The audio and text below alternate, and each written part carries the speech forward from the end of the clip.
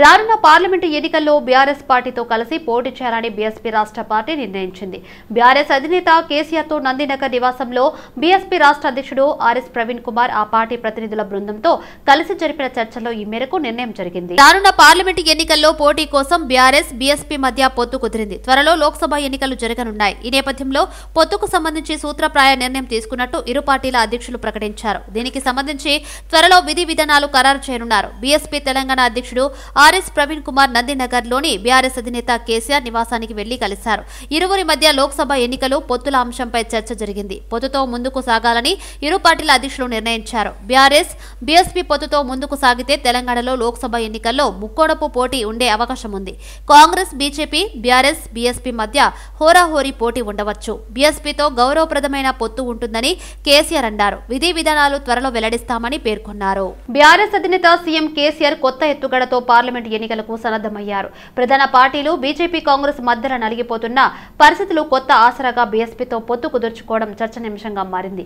మరిన్ని వివరాలు మా పొలిటికల్ బ్యూరో చీఫ్ శ్రీనివాస్ అందిస్తారు. పార్లమెంట్ ఎన్నికల నేపథ్యంలో ప్రధాన పార్టీలన్నీ ఏవో ఒక ఎత్తుగడలతో ముందుకు పోతున్న సమయంలో స్తబ్దుగా ఉన్న బీఆర్ఎస్ పార్టీ పరిస్థితి ఏంటి అని చర్చిస్తున్న తరుణంలో ఒక కొత్త ఎత్తుగడతో బీఆర్ఎస్ అధినేత కేసీఆర్, మాజీ సీఎం కేసీఆర్ తో ప్రజల ముందుకు వస్తున్నారు. అదే బీఎస్పీ పార్టీ పొత్తు అనేది ఒక సంచలనాత్మకమైన ఒక నిర్ణయం అని చెప్పుకోవచ్చు. ఇన్ని రోజులు సీఎం అంటే మాజీ సీఎం బీఆర్ఎస్ అధినేత ఎక్కడ కూడా ఒక బహిరంగ సభ, నల్గొండ బహిరంగ సభ తర్వాత ఎక్కడ కూడా మాట్లాడింది లేదు. తన వ్యూహం ఏంటో కూడా ఎక్కడ బయటపడకుండా వ్యవహరిస్తూ వచ్చారు. ఈ మౌనం వెనుక ఏదో జరుగుతుంది అని అనుభవం ఉన్న రాజకీయ పరిశీలకులు అయితే తమ అంచనాలు ఉన్నాయి. ఏదో సీఎం మాజీ సీఎం కేసీఆర్ బీఆర్ఎస్ అధినేత ఖాళీగా మౌనంగా ఉన్నారు అంటే ఏదో ఒక అర్థం ఉంటుంది అనే ఒక అంచనా అయితే ఉండింది. కానీ ఆ అంచనా ఈ రూపంలో తెర మీదకి వస్తుందని మాత్రం ఎవరు ఊహించలేదు. అనూహ్యమైన రీతిలో బీఎస్పీతో పొత్తును ఖరారు చేశారు. ఈరోజు బీఆర్ఎస్ రాష్ట్ర అధినేత ప్రవీణ్ కుమార్, ఆర్ఎస్ ప్రవీణ్ కుమార్తో భేటీ జరిగిన తర్వాత మీడియా ముఖంగా కూడా ఈ విషయాన్ని స్పష్టం చేయడం జరిగింది. రేపు ఆయన బీఆర్ఎస్ అధినేత కేసీఆర్ రేపు బెహన్జీతో మాట్లాడుతానని కూడా చెప్పడం జరిగింది. మొత్తం మీద ఇప్పటికే ఒక పెద్దపల్లి సీటుకు అభ్యర్థిని ఖరారు చేశారు. 17 సీట్లలో 2 ఎస్సీ సీట్లు ఉన్నాయి, రిజర్వ్డ్ సీట్లు. వాటిలో నాగర్ కర్నూలు ఒకటి. కాబట్టి పెద్దపల్లికి అభ్యర్థిని ఖరారు చేశారు. కాబట్టి ఇప్పుడు నాగర్ కర్నూలు పొత్తులో భాగంగా ఆర్ఎస్ ప్రవీణ్కు ఇచ్చే అవకాశం ఉన్నట్లు తెలుస్తూ ఉంది. అది రేపు అధికారికంగా ప్రకటన కూడా వచ్చే అవకాశం ఉంది. అయితే ఇప్పటికే బీఆర్ఎస్ పార్టీ 4 అభ్యర్థులను ప్రకటించున్నారు. ఇప్పుడు ఈరోజు మహబూబ్నగర్ అభ్యర్థిగా కూడా సిట్టింగ్ ఎంపీ మన్నే శ్రీనివాసరెడ్డిని ప్రకటించడం జరిగింది.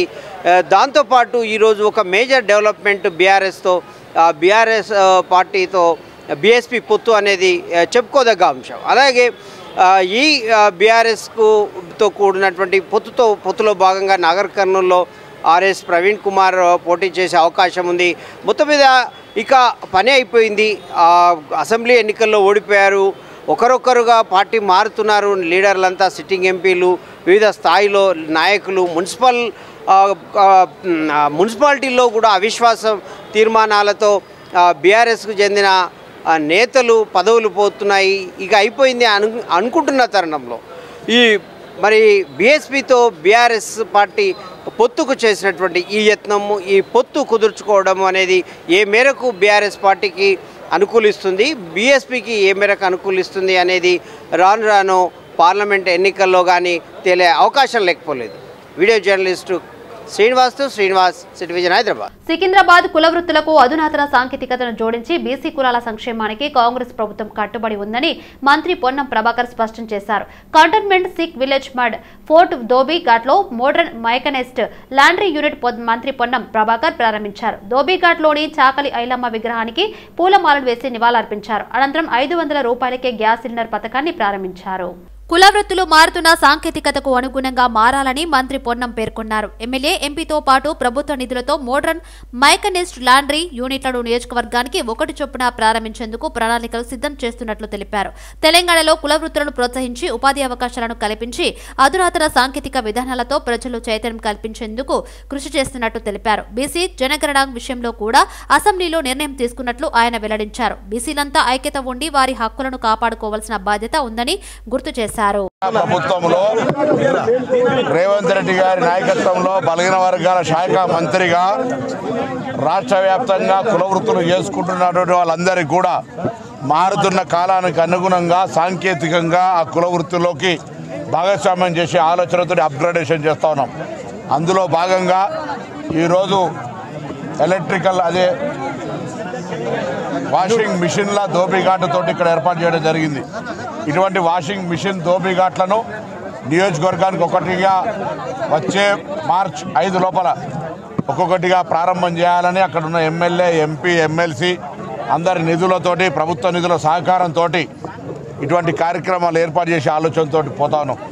అదేవిధంగా మిగతా కుల వృత్తుల వాళ్ళకి సంబంధించి కూడా వృత్తిపరంగా అప్గ్రేడేషన్ చేయాలని, అభివృద్ధిలోకి తెచ్చి వాళ్ళ ఉపాధి అవకాశాల్లో వాళ్ళ హక్కును ఎక్కడ కూడా కోల్పోకుండా భవిష్యత్ తరాలు కుల వృత్తులను చేసుకొని తిరిగి ఆర్థికంగా ఎదగడానికి ఉపయోగపడే విధంగా ప్రభుత్వం సహకరించి వాళ్లకు స్కిల్ డెవలప్మెంట్ అవసరమైతే శిక్షణ ఇచ్చి ఆర్థిక సహకారం అందించి ఉపాధి అవకాశాలను మెరుగుపరచడానికి వాళ్ళ కుల వృత్తులనే వేదికగా చేయడంతో పాటుగా విద్య, వైద్యము, సంక్షేమం అనే రకాలుగా బలహీన వర్గాలకు సంబంధించినటువంటి సరైన ప్రాధాన్యత ఉండాలని గత ప్రభుత్వం నిరుద్యోగుల పొట్టకొట్టిందన్నారు ఎమ్మెల్సీ బల్మూరి వెంకట్. రేవంత్ రెడ్డి సర్కార్ నిరుద్యోగులకు అండగా నిలుస్తుందని కొనియాడారు. నిరుద్యోగుల ఆశాజ్యోతి ముఖ్యమంత్రి రేవంత్ రెడ్డి అన్నారు. నిరుద్యోగుల్లో విభజన తీసుకొచ్చి వారిని భయపెట్టేందుకు ఎమ్మెల్సీ కవిత ప్రయత్నం చేస్తుందన్నారు. రోస్టర్ విధానం, హారిజాంటల్, వర్టికల్ విధానంలో గత ప్రభుత్వ ఉత్తర్వులనే కాంగ్రెస్ సర్కార్ అవలంబిస్తుందన్నారు. గత ప్రభుత్వం ఇచ్చిన మెమోలు, వెబ్ నోటీసులు ఆధారంగానే నియామకాలు జరుగుతున్నాయని వెల్లడించారు. తెలంగాణ ప్రజల ఆశాజ్యోతి రేవంత్ రెడ్డి గారు ఎప్పటికప్పుడు లీగల్గా ఉన్న కాంప్లికేషన్స్ అన్నింటినీ కూడా తొలగిస్తూ లీగల్గా ఏ రకమైన ఇబ్బందులు రాకుండా లీగల్ ఎక్స్పర్ట్స్ తోటి ఏదైతే సంబంధించి ఉద్యోగాలు ఏ రకంగా ఇవ్వాలని చెప్పని అన్నింటినీ పరిగణలోకి తీసుకొని ఉద్యోగ భర్తీ ప్రక్రియను చేపట్టడం జరిగింది. ఈ భర్తీ ప్రక్రియను చేపడితే కాంగ్రెస్ పార్టీ ఇచ్చిన హామీలు ఏదైతే నిరుద్యోగులకు ఇస్తానో ఉద్యోగాలు ఇచ్చేస్తే మేము 9 సంవత్సరాల్లో మేము చేయలేకపోయినాము. 2 సార్లు మాకు ప్రజలు ఓట్లేసి గెలిపించిన నిరుద్యోగులు మాకు అండగా నిలబడ్డా కానీ వాళ్ళని మేము మోసం చేసినాము. 9 నెలలు నిండక ముందే రేవంత్ రెడ్డి గారు ఉన్న ఉద్యోగాలన్నీ కూడా నింపేస్తే జీవిత కాలం పాటు మాకు కానీ మా పార్టీకి కానీ తెలంగాణ రాష్ట్రంలో మనుగడనే ఉండదని చెప్పని తెలంగాణలో నిరుద్యోగుల మధ్యలో వాళ్ళ మధ్యలోనే చిచ్చు పెట్టి వాళ్ళని విభజించి కొత్త పదాలు తీసుకొని గౌరవ ఎమ్మెల్సీ కవిత గారు ఎన్నడూ లేని విధంగా అంటే 9 సంవత్సరాలుగా ఎక్కడ మహిళలు ఇబ్బంది పడ్డా ఏదైతే టీఆర్ఎస్ పార్టీ ప్రభుత్వం ఏర్పడ్డాక మంత్రివర్గంలో మహిళా మంత్రులకి చోటు కల్పించని రోజు ఏ రోజు వారు నోరు తెరవలే. లోక్సభ ఎన్నికల నేపథ్యంలో బీజేపీ ప్రచారాన్ని ముమ్మరం చేసింది. వికసిత్ భారత్ నినాదంతో ముందుకెళ్తుంది. మోదీ గ్యారంటీలను వివరించే ఎల్ఈడీ స్క్రీన్ వాహనాలను జెండా ఊపి ప్రారంభించారు కిషన్ రెడ్డి. వికసిత్ భారత్ లో భాగంగా మోదీ గ్యారంటీ ఎల్ఈడీ స్క్రీన్ వాహనాలను జెండా ఊపి ప్రారంభించారు కేంద్ర మంత్రి కిషన్ రెడ్డి. ఈ కార్యక్రమంలో పార్లమెంటరీ బోర్డు మెంబర్, రాజ్యసభ సభ్యుడు డాక్టర్ లక్ష్మణ్, కేంద్ర మంత్రి కిషన్ రెడ్డి, బీజేపీ జాతీయ ఉపాధ్యక్షురాలు డీకే అరుణ, బీజేపీ ఎమ్మెల్యే మహేశ్వర్ రెడ్డి పాల్గొన్నారు. తెలంగాణలో ప్రధాని మోదీ 2 రోజుల పర్యటన ముగిసింది. సంగారెడ్డి నుంచి బేగంపేట విమానాశ్రయానికి చేరుకున్న మోదీకి గవర్నర్ తమిళిసై సీఎం రేవంత్ రెడ్డి వీడ్కోలు పలికారు. ఆపై బేగంపేట ఎయిర్పోర్ట్ నుంచి ఒరిస్సాకు ప్రధాని బయలుదేరి వెళ్లారు. రాష్ట్రంలో 2 రోజుల పర్యటనలో భాగంగా పలు అభివృద్ధి పనులకు మోదీ శంకుస్థాపనలు, ప్రారంభోత్సవాలు చేశారు. ఆదిలాబాద్ లో పర్యటించిన మోదీ 6,000 కోట్ల విలువైన పలు ప్రాజెక్టులను ప్రధాని ప్రారంభించారు. అంబారి, ఆదిలాబాద్, పింపాలకుటి రైల్వే విద్యుదీకరణను జాతికి అంకితం చేశారు. మంచిర్యాల జిల్లా రామగుండంలోని ఎన్టీపీసీ 2వ థర్మల్ పవర్ యూనిట్ ను వర్చువల్ గా ప్రారంభించారు.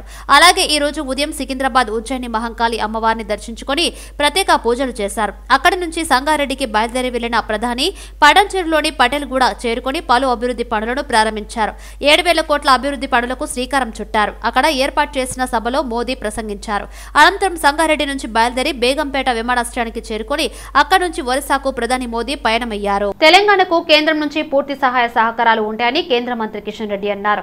సంగారెడ్డిలోని బీజేపీ విజయ సంకల్ప సభలో పాల్గొన్న కిషన్ రెడ్డి రాష్ట్రంలో కేంద్రం 10 లక్షల కోట్లతో అభివృద్ధి పనులు చేపట్టిందని పేర్కొన్నారు. బీజేపీ వచ్చిన 10 ఏళ్లలో రాష్ట్రంలో జాతీయ రహదారుల 2 రెట్లు పెరిగాయని తెలిపారు.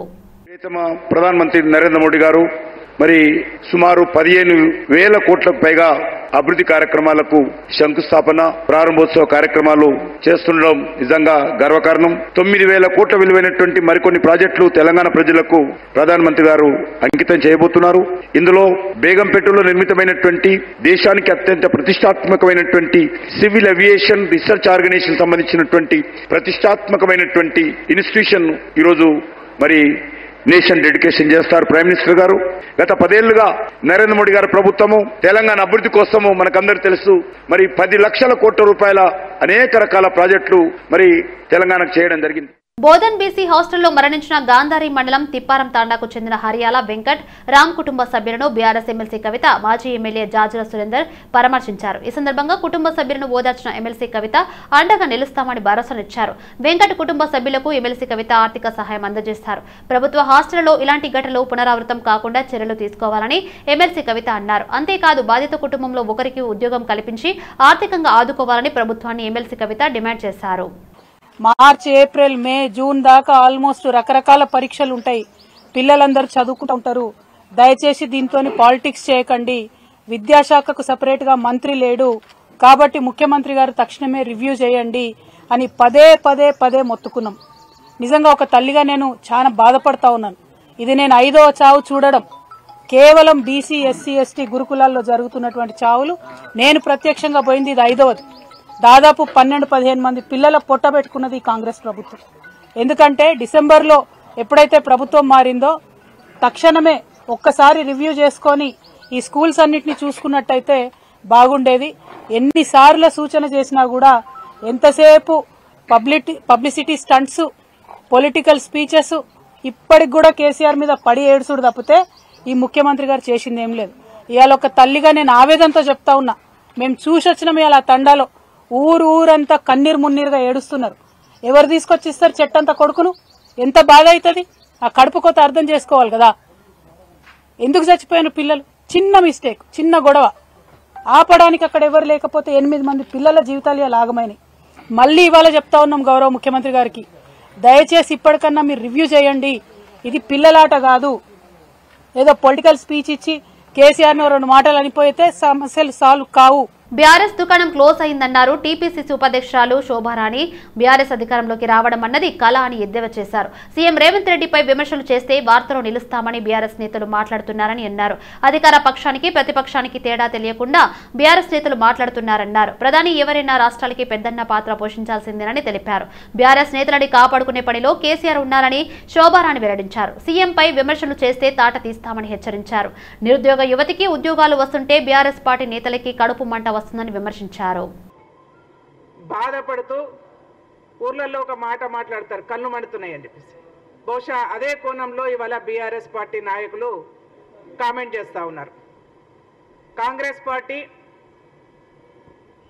అధికారంలోకి వచ్చిన తర్వాత 90 రోజులలోనే 30,000 ఉద్యోగాలు యువతకు ఇచ్చి యువకులను ప్రోత్సహించే ప్రయత్నం ఇవాళ చేస్తూ ఉన్నారు.